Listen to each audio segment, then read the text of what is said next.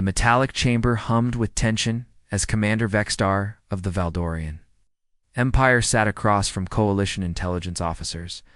His scaled hide bore the scars of countless battles, but today, something different haunted his yellow eyes. "Tell us about the humans," Officer Krelmoth demanded, his tentacles writhing impatiently. Vextar's claws scratched the metal table. "You want to know about humans? Fine. But don't say I didn't warn you."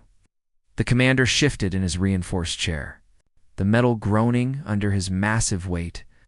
Around the table sat representatives from 12 different species, the cream of Coalition intelligence. Each had requested this meeting after disturbing reports filtered back from the Outer Rim territories. 3 years ago, we thought we understood. The galaxy, Vextar began, his voice carrying the weight of experience. We had cataloged every species, every threat, every possible enemy. Then, the humans arrived. The crystalline delegates' form shimmered with curiosity. Our initial reports classified them as Class 3 primitives. Basic technology, simple weapons, no real threat to Coalition interests. "That's what we all thought," Vextar replied, his yellow eyes narrowing. A small colony ship had drifted into Sector 7. Their vessel was held together with metal patches and prayers. When our scouts boarded it, they found families, children, elderly humans, traveling in cryosleep. The ship's computer was so primitive, it couldn't even calculate hyperspace jumps properly. Officer Krelmouth leaned forward, his blue skin glistening. "Under the chamber's harsh lights? So why didn't you simply redirect them to an uninhabited system?" "Because Command saw opportunity?" Vextar's voice turned bitter. Here was a species that might actually be grateful for Coalition protection. No advanced weapons to confiscate, no territorial disputes to negotiate. They seemed perfect for integration. The Hive Queen's representative buzzed softly. The reports mentioned they established colonies on 7 worlds within 6 months. Remarkably fast for such primitive technology. "Too fast," Vextar muttered. "We should have paid attention to that detail. Humans don't just adapt to new environments, they reshape them completely." Within weeks, they had turned barren rocks into functioning settlements. They didn't terraform the planets, they made themselves fit the planets. He paused, lost in memory. "The first settlement we encountered was on Colony 7, a frozen wasteland that should have been uninhabitable. But when our surveillance drones passed overhead, we saw green spaces, functioning power grids, and what looked like a thriving community. Standard colonization procedures," the crystalline delegate noted.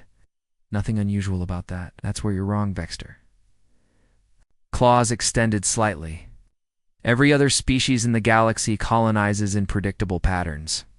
We build outward from landing sites, establish perimeters, create defensive positions. Humans built inward. They created networks, connections, redundancies. Every building had multiple purposes. Every tunnel led to 3 different exits." The chamber fell silent as Vextar continued. "Command assigned my elite strike force to conduct a standard integration protocol. 200 of the finest Valdorian warriors equipped with the latest plasma weapons and battle armor. We had pacified 37 different worlds using the same approach. What made this different?" Krelmoth pressed. "The humans were expecting us," Vextar said simply. "Not just expecting, they were prepared. When we dropped from orbit, our thermal sensors detected normal heat signatures throughout the settlement. Families going about their daily routines, children playing, workers at their stations. It looked completely normal." He stood up, his massive frame casting shadows across the room. He landed in the settlement's central plaza as protocol dictated. "Show overwhelming force. Demand surrender. Accept integration." It had worked every time before, and then we met Corporal Dong Min. Vextar's voice dropped to a whisper. "A human soldier who shouldn't have existed. According to our intelligence, these colonists were civilians, farmers, engineers, families seeking new homes. But Dong Min wore military fatigues that had seen combat, carried weapons that showed years of use, and moved with the confidence of someone who had faced death. Before, the Hive Queen's representative buzzed with interest. a veteran among civilians. That's what we thought at first, Vexstar continued. But as we learned later, every human adult in that settlement had military training, not professional soldiers. But people who had been taught to fight, to survive, to think tactically. They called it civilian defense corps, ordinary people who could become warriors when necessary. One human against 200 Valdorian warriors, Krelmoth mused. He must have been terrified. That's just it. Vexter's yellow eyes widened. He wasn't afraid. When our dropships landed and our warriors emerged in full battle armor, Dongmin walked out to meet us. No backup, no heavy weapons, just a human in simple combat gear. And when he saw our overwhelming force, he smiled. The commander's voice became haunted. That smile should have been our first warning. It wasn't the expression of someone facing impossible odds. It was the look of someone who knew exactly what was about to happen. Vexter's memory transported him back to that fateful day. His battalion of 200 Valdorian warriors had descended upon the human settlement like a storm of death. Their plasma rifles could melt through steel. Their battle armor could withstand nuclear blasts. The dropships had landed with thunderous roars, kicking up clouds of dust and debris. Valdorian warriors emerged in perfect formation, their energy, shields crackling with deadly power. Each soldier stood 8 feet tall, their natural armor plating gleaming under the alien sun. They had conquered worlds with half this force. Dong Dashmin stood alone in the settlement center, wearing simple combat fatigues. No armor, no advanced weapons. Just a human holding an ancient kinetic rifle that looked like it belonged in a museum. The weapon was clearly handmade with scratches and dents that told stories of previous battles.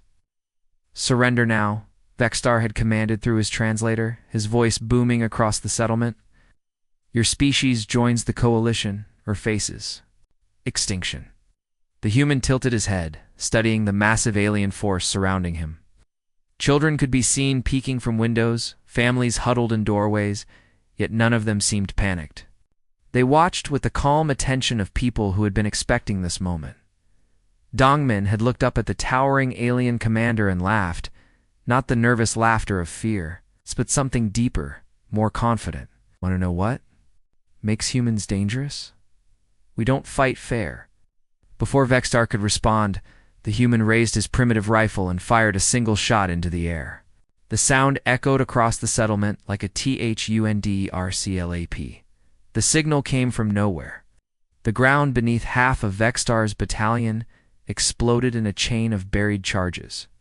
The explosions were perfectly timed, each one designed to create maximum chaos without destroying the settlement itself.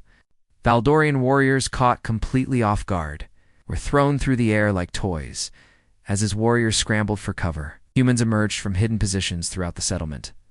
But these weren't the locations his scouts had cleared. Just hours before, they were new tunnels, freshly dug passages that connected every building to underground networks. The humans had been digging while the Valdorians watched from orbit, somehow knowing exactly where surveillance would be focused. Impossible. Vexstar had growled into his communicator. "Command, they have defensive positions we never detected." But there was no response. His communication network was dead. Young Private Hygen had appeared behind his command post like a ghost, somehow bypassing sensors that could detect movement from miles away. She moved with the fluid grace of someone who had trained for this exact scenario. Before Vexstar could react, she had planted a device that looked like nothing more than a small metal box. The device emitted a high-pitched whine. Then silence. Every communication channel went dead.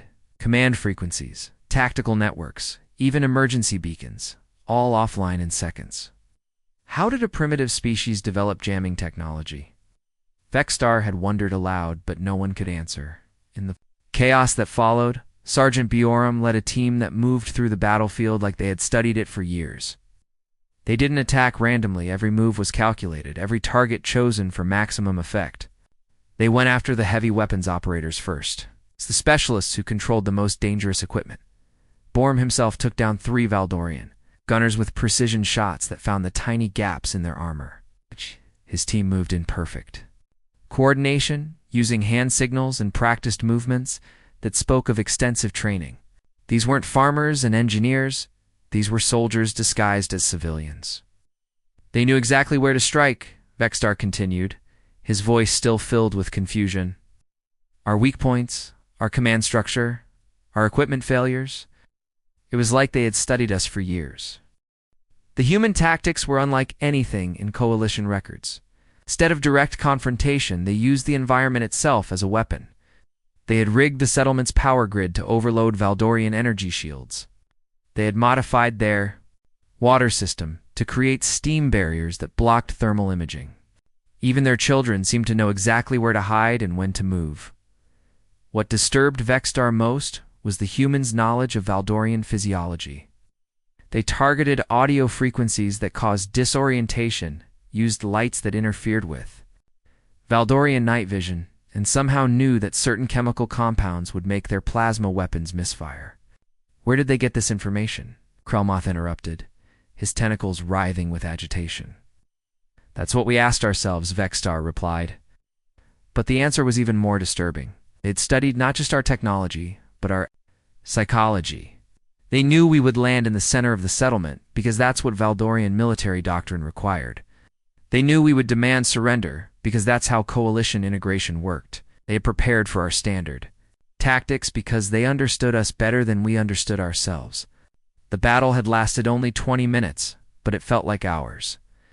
When the smoke cleared, half of Vexstar's force was down, their equipment disabled or destroyed.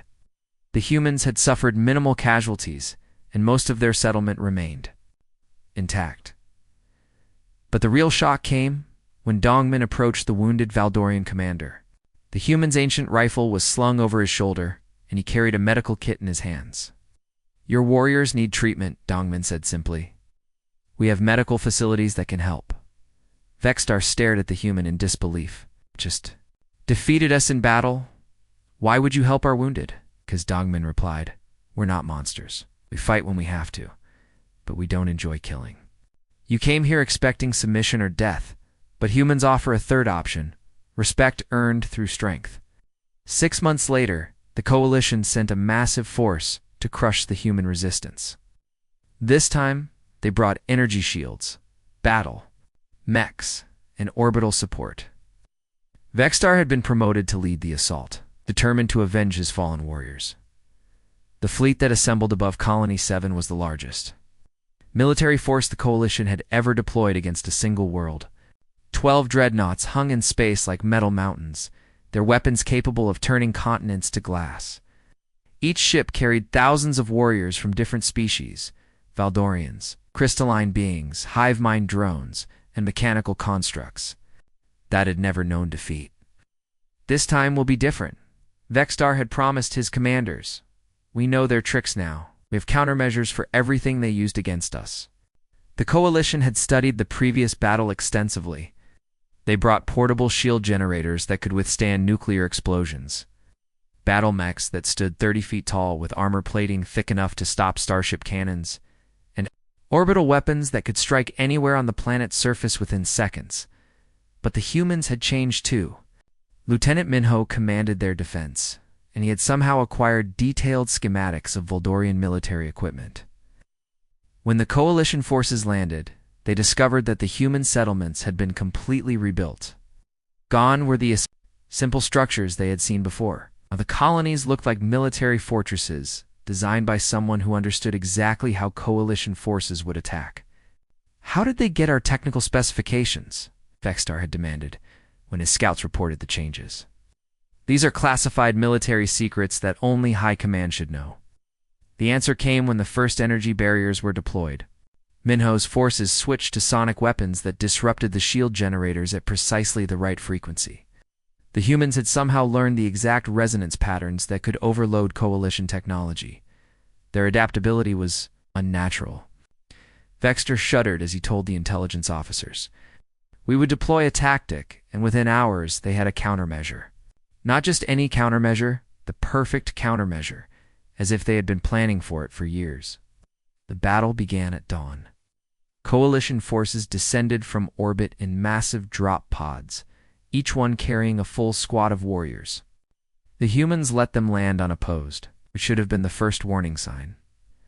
when the Coalition forces activated their energy shields, expecting to advance safely across the battlefield, the humans activated devices that made the shields themselves become weapons.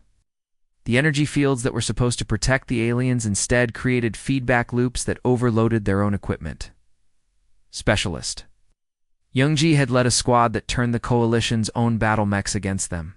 She appeared on the battlefield carrying what looked like a simple backpack, but when she got close to the massive war machines, the pack revealed itself to be an electromagnetic pulse device, more sophisticated than anything in Coalition arsenals.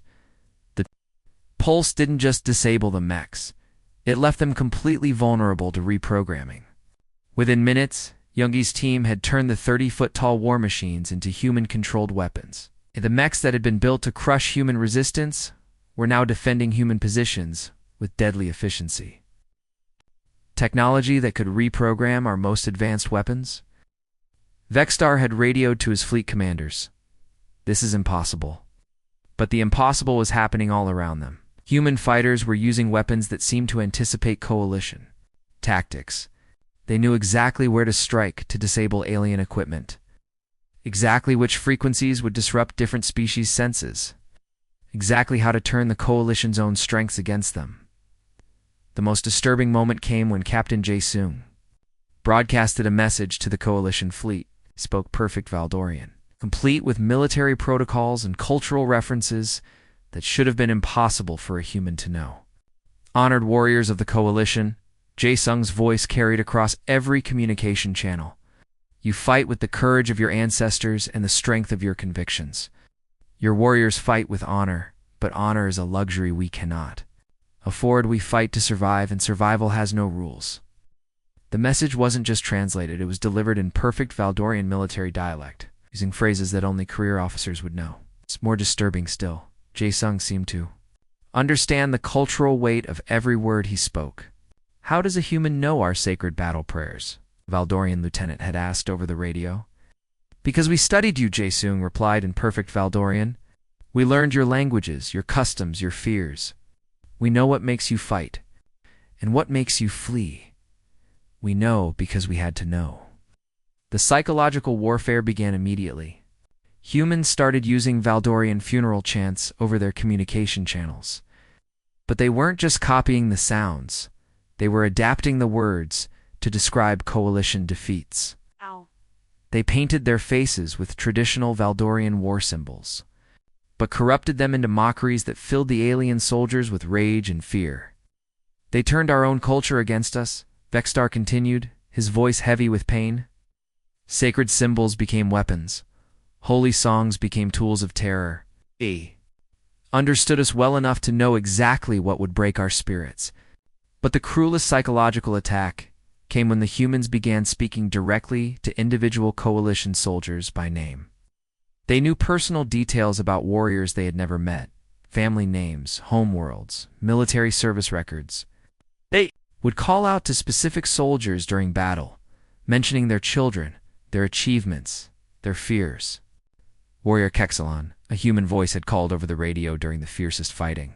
Your daughter in the Crystal Caves is proud of your service. Let her become an orphan for a war that doesn't need to be fought.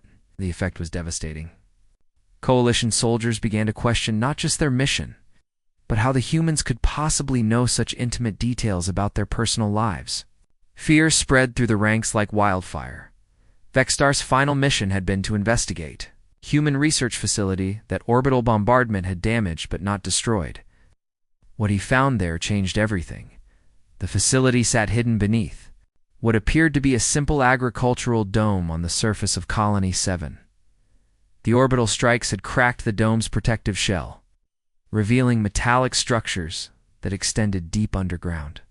When Vexstar's team descended into the facility, they discovered corridors that stretched for miles in every direction. At first, we thought it was just another human settlement, Vexstar explained to the intelligence officers. But the deeper we went, the more we realized we were looking at something far more sophisticated than anything we had seen before. The walls were lined with screens displaying information in dozens of languages, not just human languages, but alien scripts from across the galaxy. Coalition military codes, Valdorian cultural texts, crystalline mathematical formulas, and hive-mind communication patterns covered every surface. It was like walking through a library dedicated to studying the entire known universe. The facility contained detailed files on every species in the Coalition. Not just military capabilities, but psychological profiles, cultural weaknesses, and behavioral patterns. Humans had been studying them for decades before first contact. They knew we were coming, Vexstar whispered. They had been preparing for war against enemies they had never met. In the central chamber, Vexstar's team found Dr. Sujin's research station. The human scientist had been working alone when the orbital bombardment hit, and her body was found slumped over her computer terminal.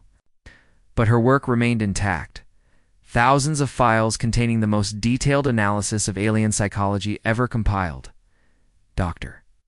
Sujin's research notes revealed the horrifying truth. The humans hadn't just been developing weapons, they had been crafting specific psychological warfare techniques for each alien species. They knew that Valdorians feared dishonor more than death, that crystalline beings could be driven insane by certain sound frequencies, that hive minds could be disrupted. By targeting their queen bonds, how could they possibly know these things? Vexstar had wondered aloud as he read through the files. Some of these secrets are known only to the highest levels of our own governments. The answer lay in another section of the facility, a massive communication array that had been intercepting Coalition transmissions for over 50 years. The humans had been listening to their conversations, reading their encrypted messages, and analyzing their cultural broadcasts since before they had even developed. Faster than light travel. But the most disturbing discovery was a series of reports detailing human infiltration operations. The files revealed that humans had been secretly placing agents throughout Coalition space, disguised as traders, refugees, and even diplomatic personnel. These agents had been gathering intelligence, mapping military installations, and studying alien societies from within. Agent Kung Ho, Deep Cover Operation on Valder Prime Vexstar, read from one file. Successfully integrated into Military Academy, has access to strategic planning documents and personnel files. Another file detailed Agent Heron, assigned to Crystalline Research Facility, has gained access to harmonic resonance studies and psychological conditioning protocols. The scope of the infiltration was staggering.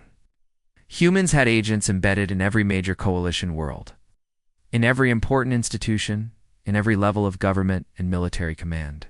They had been watching, learning, preparing for war, while the Coalition believed they were dealing with a primitive species in one file. Vexstar found his own psychological profile. It detailed his fighting style, his weaknesses, even his relationships with fellow soldiers. The humans had been studying him personally, turning his own nature against him. Subject Commander Vexstar, Valdorian Empire Military, the file began.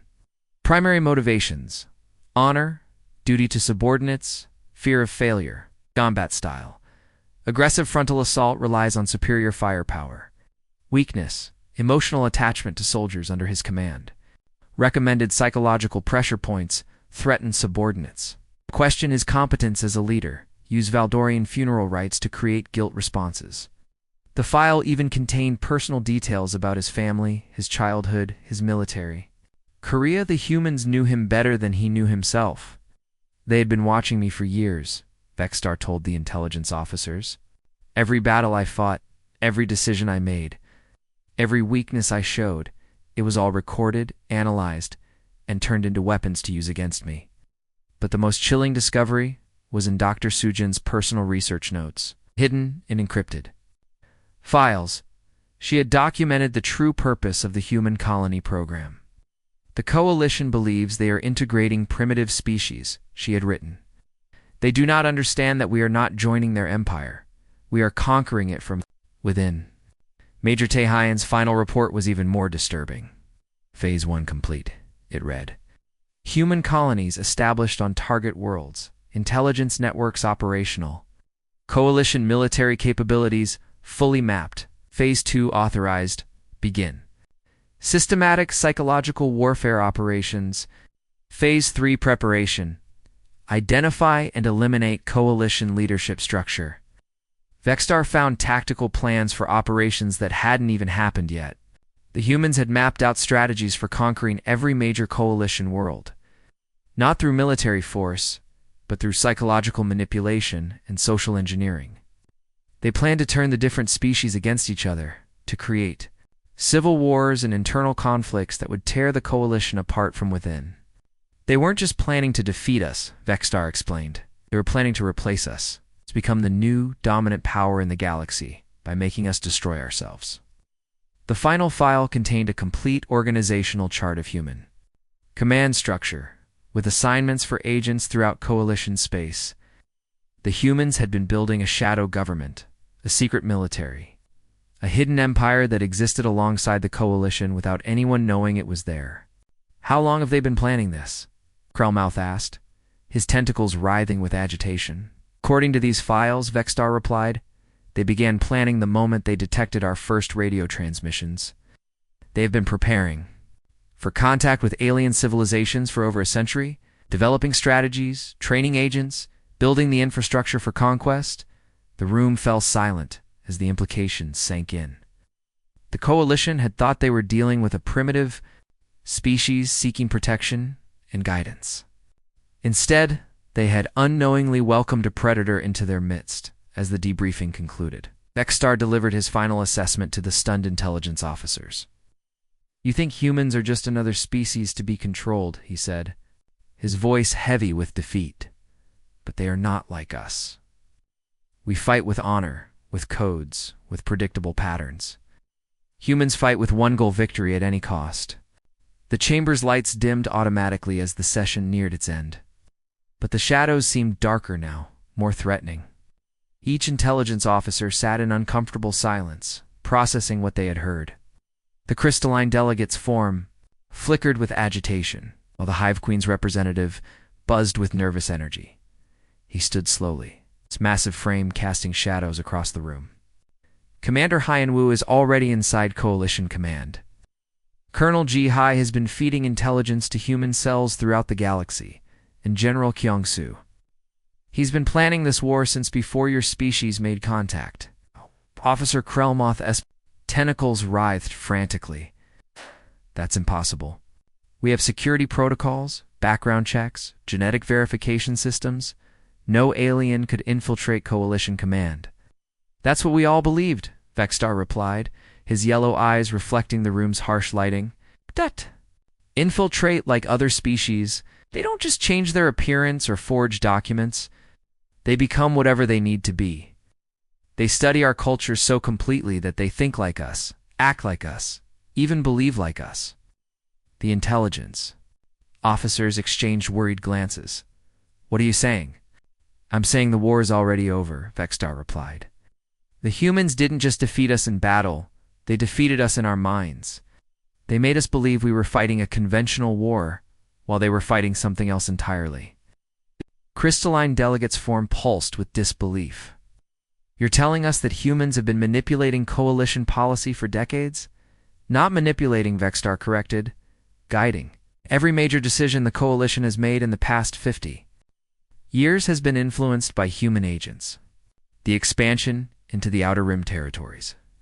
The development of new military technologies, even the decision to integrate primitive species, all of it has been part of their long-term strategy. He walked to the chamber's main display screen, where star maps showed coalition territory spanning hundreds of systems.